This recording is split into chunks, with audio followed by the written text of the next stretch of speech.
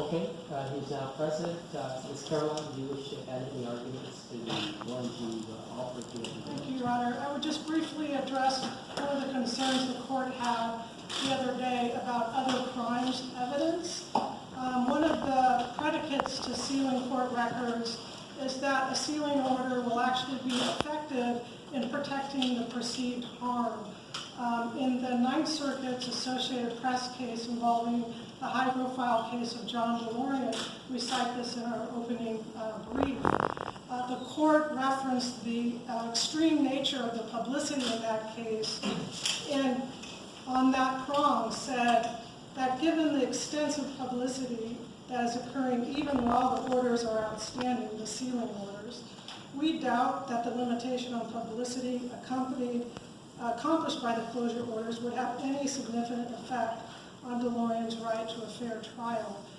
We think the same is applicable here, even more so with respect to other crimes that are being prosecuted in other jurisdictions. No sealing order here is going to stop the press from covering these other proceedings and these other crimes, especially to the extent that they're already a matter of public record.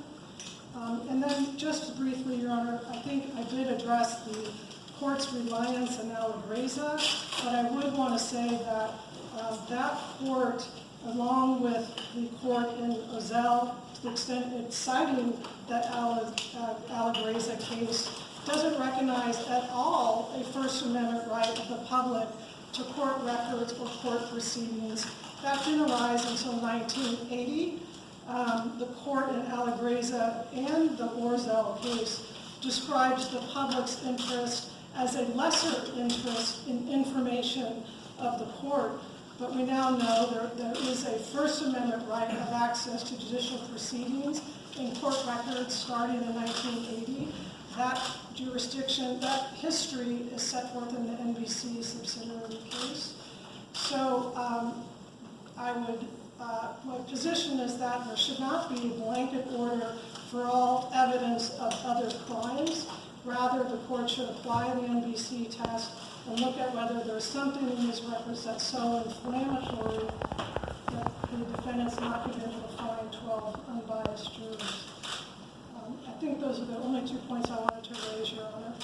Yeah, I agree with your second point. Thank you. Defense? Briefly, Your Honor, from our understanding of the discussions in chambers and your initial indicated ruling, the court seems to be focused on the concern about an unfair trial regarding potential jurors.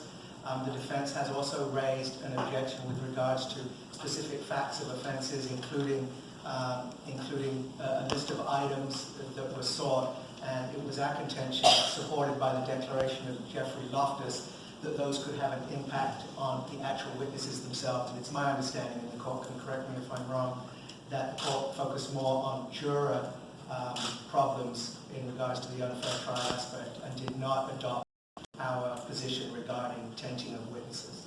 Correct. Mrs. Kress? People? Yes, Your Honor. Ms. Holiday? Just for the record, the people have never sought to seal these warrants or keep them sealed. Our point all along is just to protect the personal identifying information of the victims in this case, and also to protect any ongoing investigation. The people requested redaction of 2 very narrowly tailored areas for ongoing investigation. And we'd also like to note for the record that over 95% of the redactions that have been made ultimately in this case were at the request of the attorneys for Mr. DeAngelo, and it's over the people's objection. We understand the ruling, we respect the court's order, but it is over the people's objection. Okay. Is there anything else? Anyone? As they say, speak now or? No. All right, let me read you my ruling. Documents pertaining to the arrest warrant of DeAngelo Joseph, defendant Joseph James DeAngelo, as well as the search warrant of his home, are currently under seal pursuant to California Rules of Court, Rule 2.550, where they cannot be unsealed absent a court order. Media entities, that is the Associated Press et al., seek to unseal these records, specifically requesting access to the arrest warrant of Mr. DeAngelo as well as the search warrant of his home.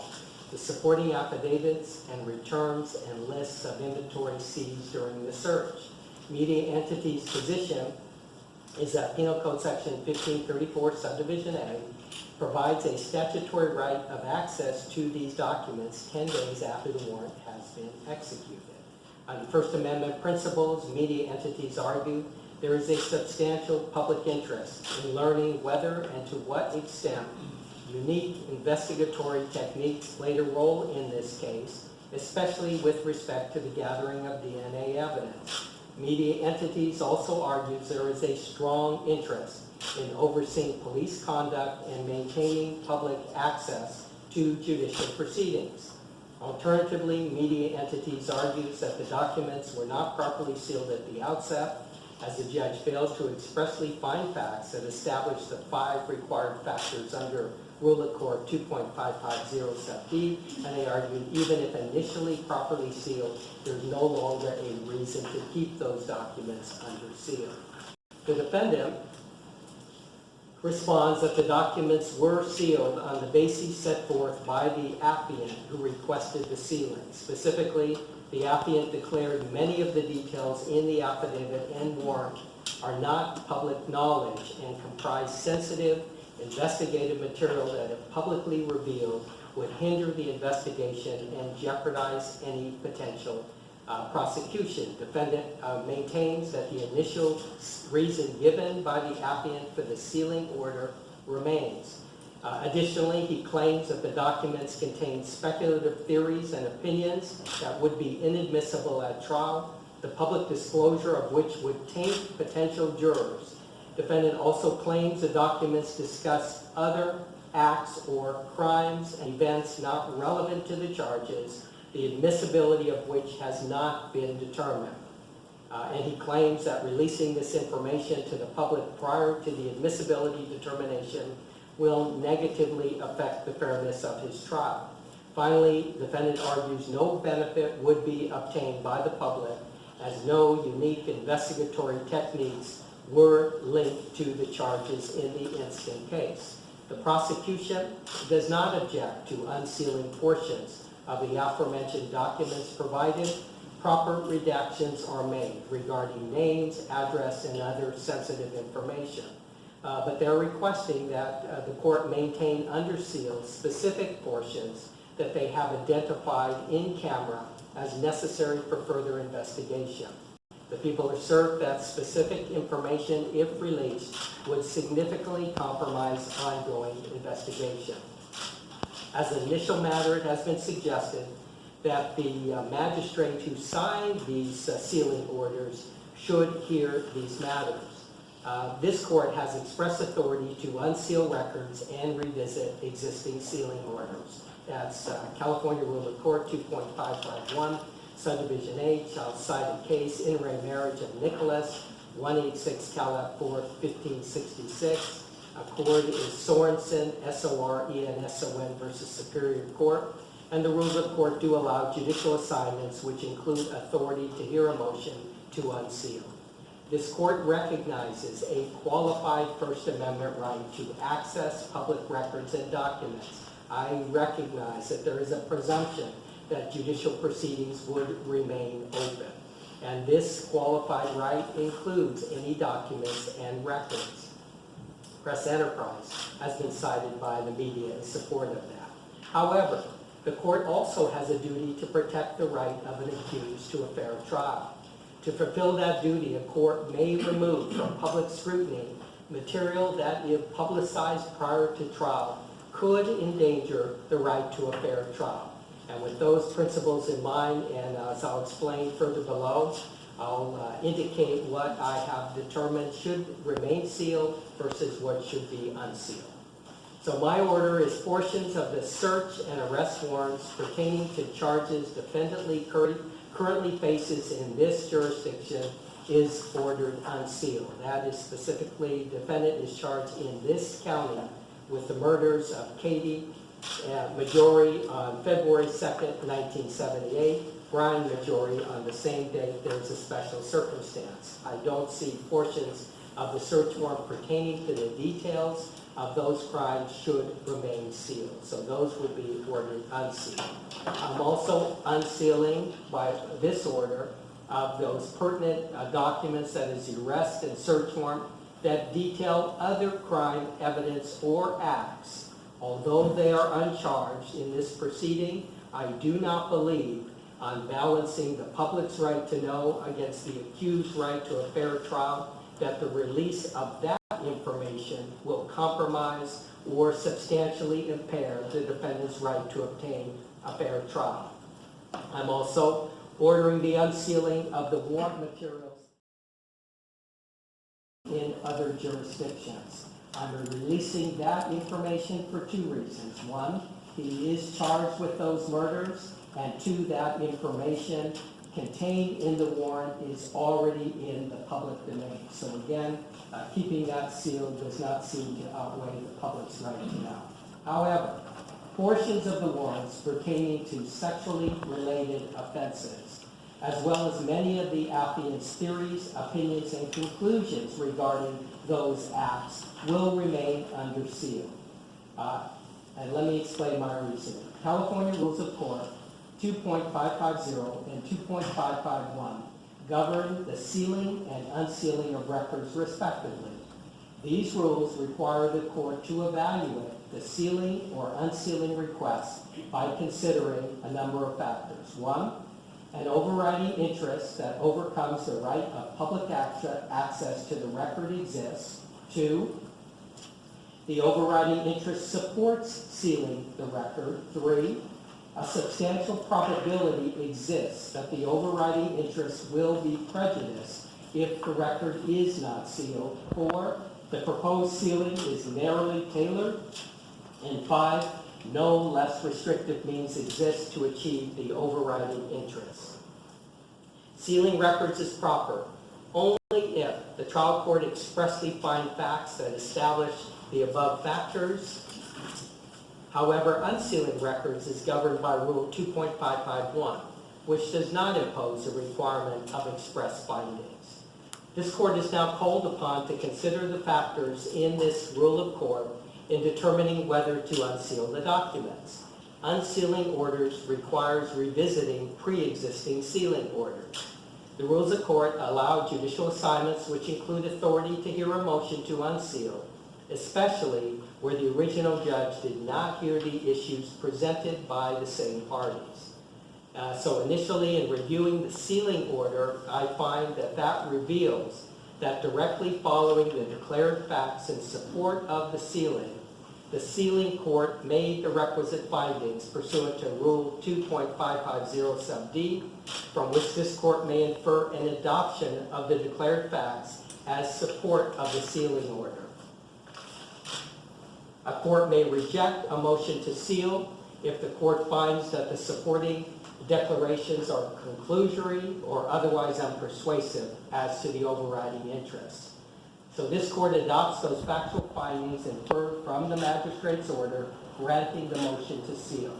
And after reviewing the documents in light of the factors indicated in 2.550 and under Rule 2.551 sub H, I make the following additional facts or findings. The defendant is charged with 2 counts of first-degree murder.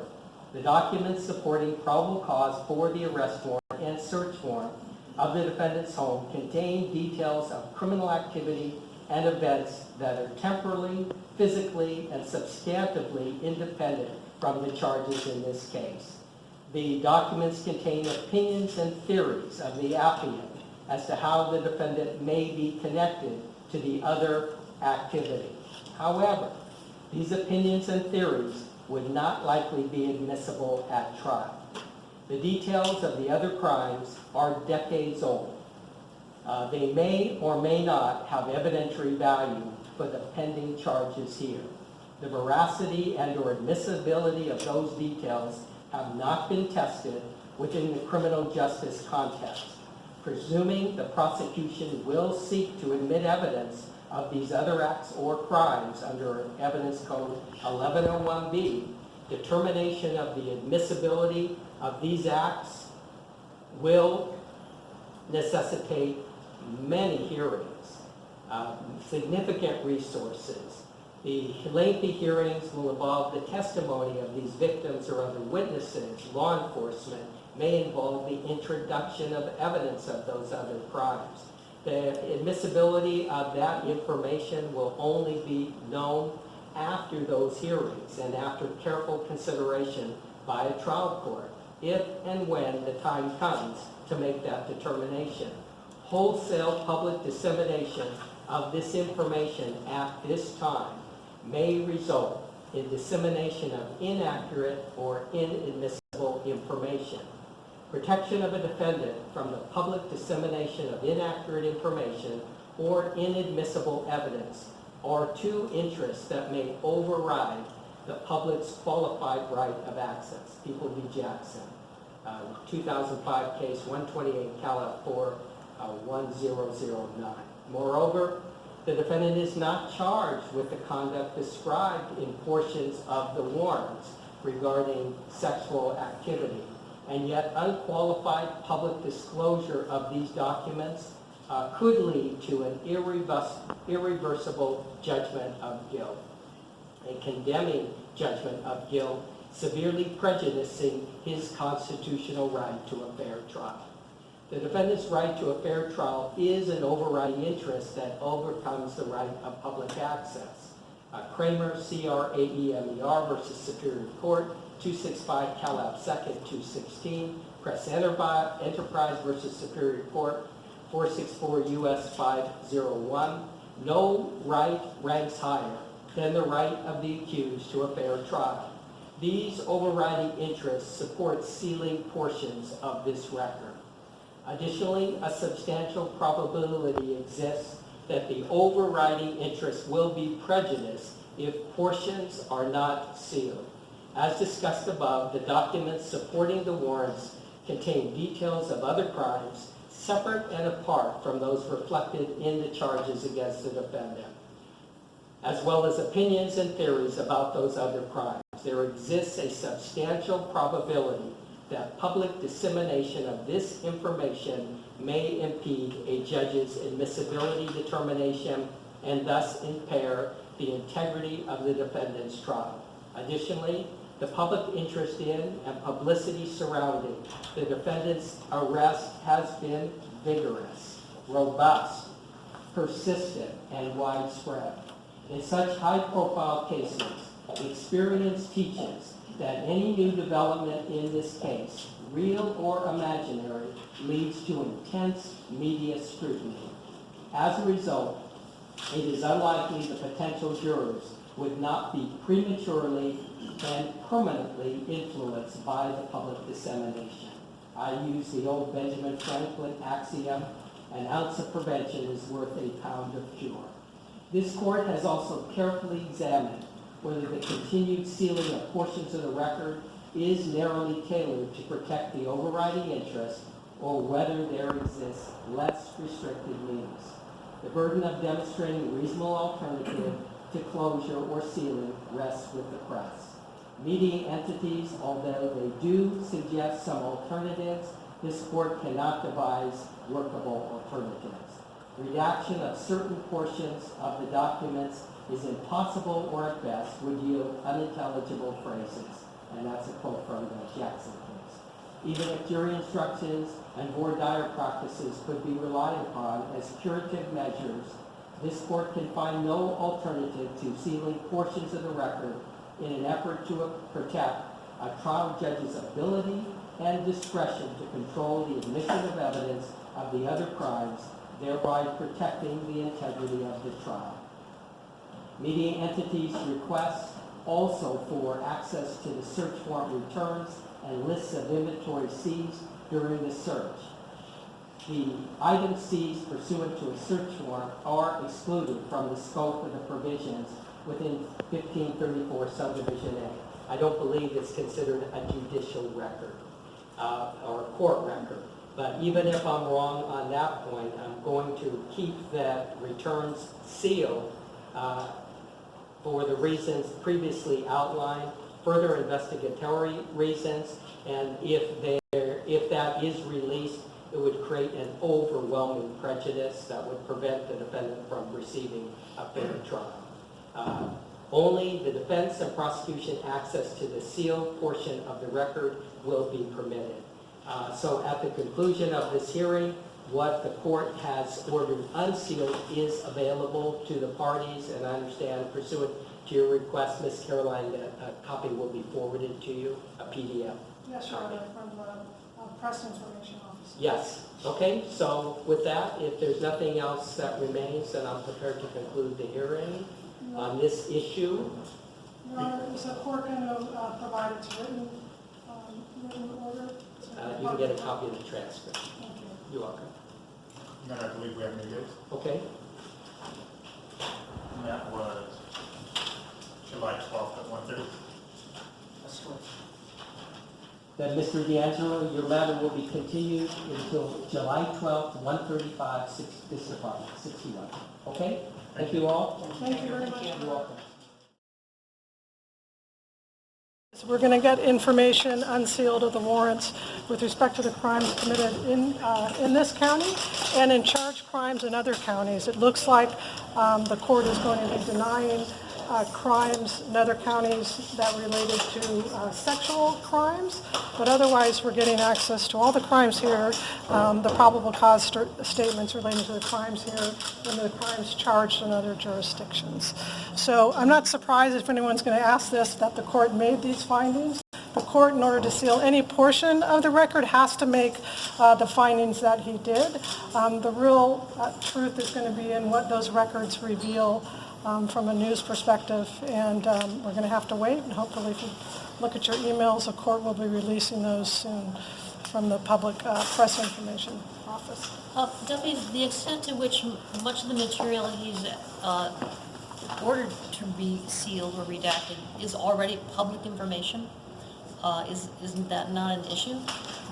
Right, so the other crimes that have been charged in other jurisdictions, I understand from this ruling, is going to be part of the public record. Not crimes that have been charged, but incidents of rapes in other counties, for instance, and burglaries and Right. elsewhere. From what he said, it appears that the crimes related to sex acts are not going to be part of the record. If he thinks that revealing that will be prejudicial to the defendant's fair trial rights. What do you think is the most valuable piece of information that's going to be released? Do you have any idea at this point? Probably the investigatory techniques relating to how evidence was collected in 1970 and how it stands up to standards that we expect of law enforcement today. Do you consider this a victory for you? Yes, it is hard to get warrant information, especially in a case like this. The court recognized that there is a First Amendment right of access to warrant materials as judicial records. That in and of itself is a victory. How about those search warrant records that regarding the stuff that may have been taken from his home? Is it troublesome? The returns. I was hoping that we would get the lists, which are a judicial record. It sounds like the court was equating the lists with the actual physical evidence that gets returned. We were not asking for the physical evidence, the list of the information that was seized. It looks like he might be sealing that. It was a little confusing because he seemed to be conflating those. Can you affirm as to what his actual intent was, or send a letter to him to request whether he wanted to release the list or whether he was not releasing the list? I'm pretty sure he's not releasing the list. He was saying the returns are going to remain sealed. Is there information about DNA and sort of the DNA evidence that was used, or is this sort of the investigation in general? I think from the representations of counsel in the briefs, there's very little of how the third-party genealogical sites were used in the confirming the DNA links in the case. But it'll be certainly interesting to see how that DNA evidence was collected at the time those crimes were committed in the 70s and 80s. And as far as the returns, some of the stuff where he did not kill a line, is this appealable, or is it his decision final, or is this, what's your take on that? It's certainly an appealable order. That's something that we're going to have to decide with the clients based on what is disclosed. It may be that what's disclosed satisfies everybody. I'm certainly happy happy that the court recognized, again, the First Amendment right of access to warrant materials and is releasing not only all the information pertaining to the crimes charged here, but the crimes charged in other jurisdictions. That's a huge step. Just speaking to some of the victims here, it wasn't just the media, it was the victims who really wanted to see what was taken from the home because it may belong to them. So what happens next? I know you just talked about a possible appeal, but if, what's the plan? Well, some information that may be satisfactory will be in those warrant materials. The affidavits that will detail the investigations that took place would certainly state what was seized from, what was missing from the victims' homes. That would be part of any investigation, one would think. So that might be in there. Do you think the judge was fair in his decision? I think the court took ample time to do a really extensive review, and we're very thankful for the court's time in that regard. He has to make those findings, whether he was sealing 2 sentences or 5 pages. He has to make those findings when sealing any court record. Thank you so much. Thank you, Stephanie.